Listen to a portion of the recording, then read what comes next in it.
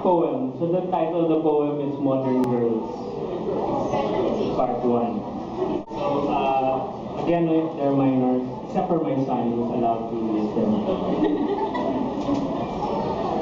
Modern Girls, Part 1. When my baby walks, she shows her crack. When she fucks, she likes to talk about cocks and jet puppies. She does things for me, stirs my coffee, takes each load bowl. At the end of the track, she kisses my lips, opens her laptop, downloads Indigo Girls, the Dixie Chicks. After this act, I break, my worries all rolled into a ball, small as a cracked open ovum.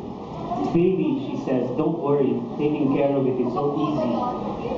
Modern girls, they're bad news. Those songs, those flimsy movies, simplicity chicks, serendipity chicks, with all their showy moves, those see-through tricks, all that swish.